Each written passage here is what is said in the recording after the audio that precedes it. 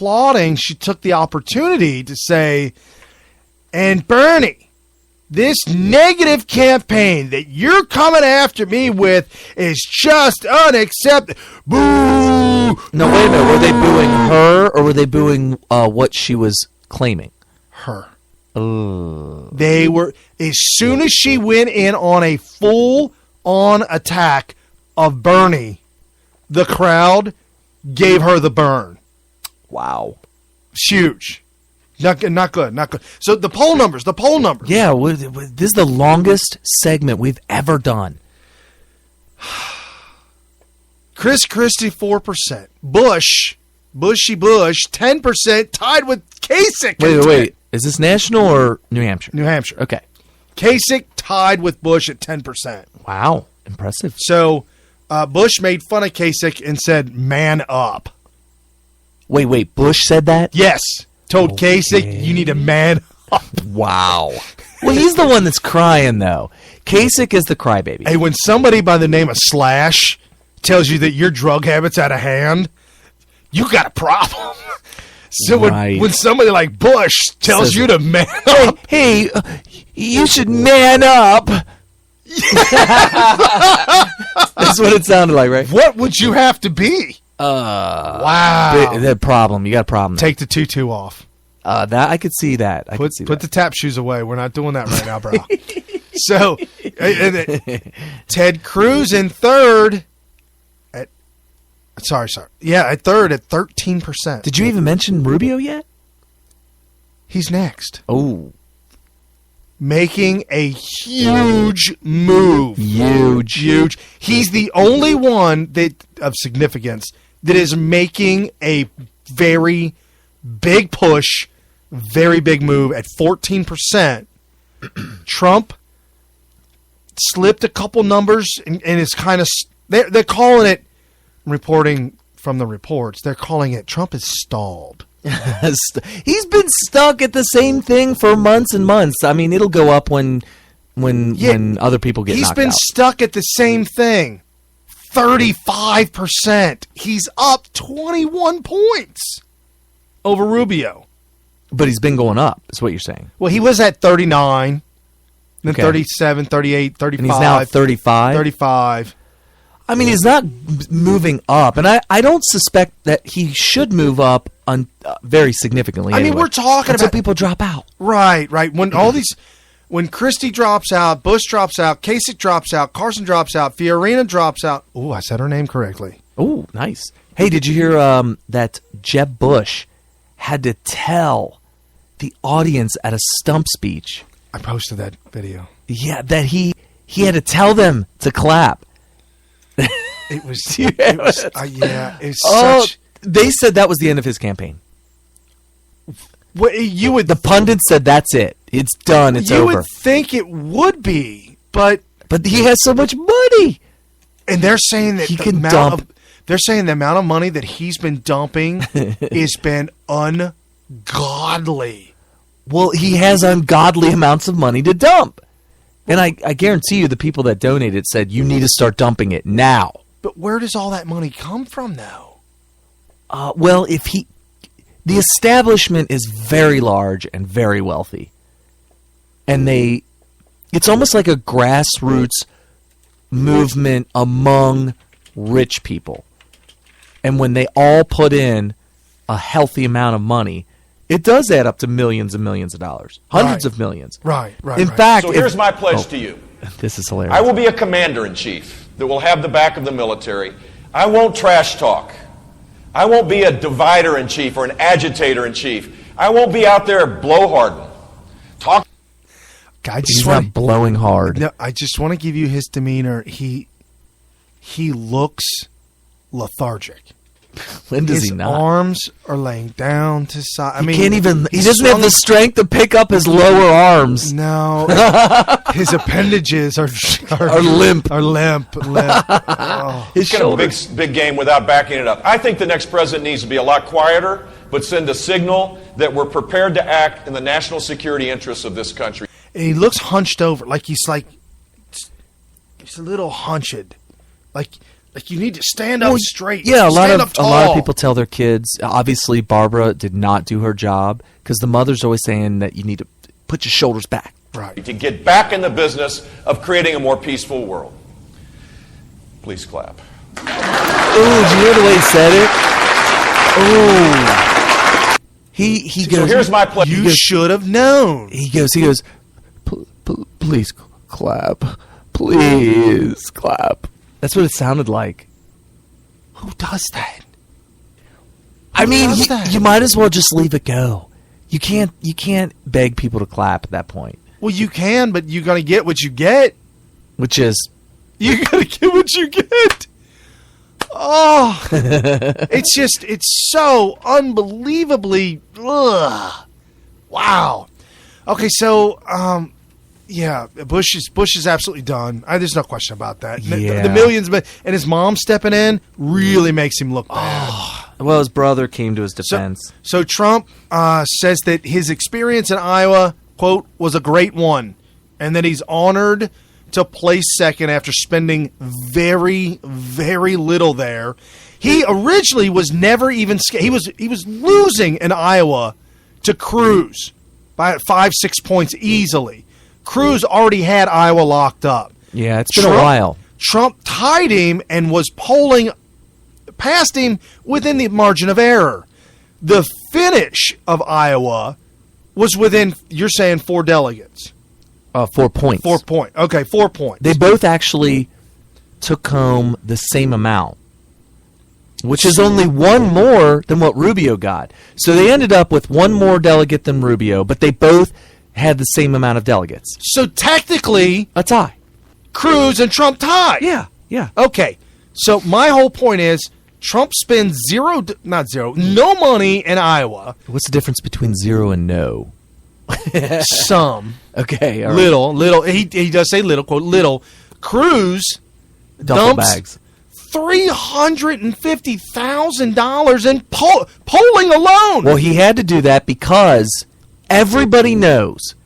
Okay, so Trump's going to win New Hampshire. That's a given, right? If Trump wins Iowa, then New Hampshire, it's over. It's done. There is nothing left. Everybody of it. knows that. Right.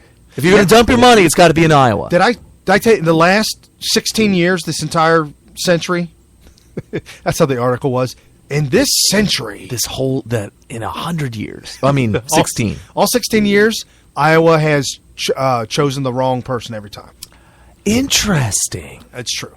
And if you go back further, Iowa does not have the heartbeat of America. Oh, no. So it just feels that way because they're the very first and they get a lot of attention because of it.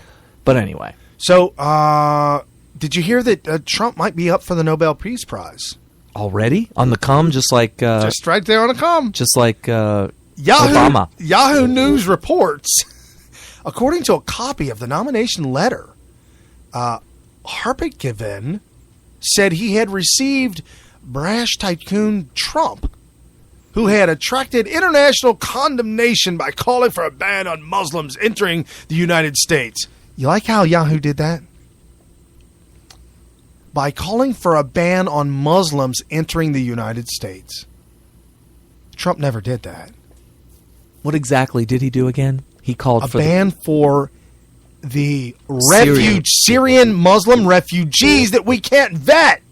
Not all Muslims. What about Muslim Americans? They're talking about Muslim Americans. Right. Can't come back to America. If you're an American citizen that's also a Muslim and you leave the country on vacation, of course you're allowed back. So he's been nominated, and they say he deserves the prize for, quote, his vigorous peace through strength ideology, used as a threat weapon of deterrence against radical Islam, ISIS, nuclear Iran, and communist China. We did have an awful lot of peace under Reagan. Oh boy. Oh, yeah. It was so much peace that it spread through Clinton's era, through Bush and Clinton's era. Yeah, I served in the military during the Clinton era, and it was very peaceful. And do you know what Trump, I'm looking at all these names right now. Trump was giving a stump speech, and he was actually talking about this very strength through peace type thing. And here's what he had to say about it. The only global warming we should be fearing, folks, is global warming caused by nuclear weapons. Oh. And if we're not smart, that's what's going to happen. We better get really tough, really smart, really vigilant, or we're going to have a problem. We better stop playing games, believe me. We better stop playing games. So, we've become the policeman to the entire world. We take care of the world. They pay us peanuts. We take care of Japan. A lot of people don't even know that. I mentioned Japan. People go, we don't have. Well, we have. Now, here's the deals we make. If we are attacked, somebody attacks us, wouldn't you rather have Trump as president if we're attacked? Oh, we'll beat the shit out of them. Anybody attacks us. Why does he do that? You know, interestingly, speaking of potential, because he hates Obama so much, Putin, he said Donald Trump is a genius, and he's the real leader over in that country. Wow. That's an endorsement. I don't know. Okay. We're going to beat the beat. Wow. So we didn't get to Rubio yet. Let's quick skip the Rubio because we've done all these guys.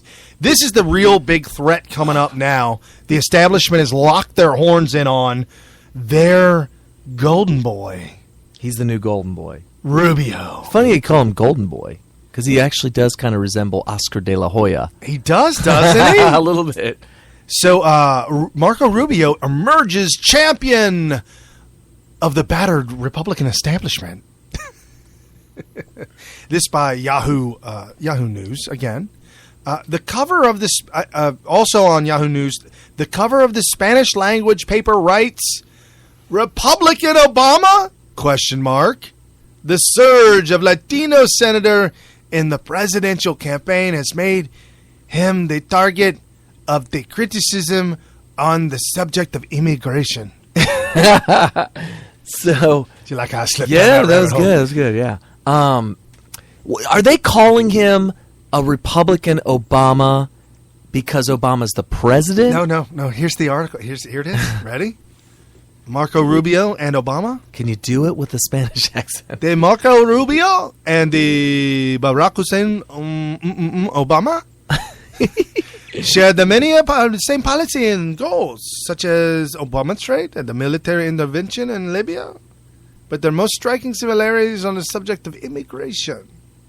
Both men support the citizenship of illegal aliens, expanding refugee resettlement, more green cards, more HB-1 visas, and large permanent expansions of the rate of immigration and foreign worker importation. So, anybody... Okay, whoever just heard that, everybody just heard that. If you are for Rubio now, you either think that this article is just blatantly lying... Correct. Or you're a moron. Correct.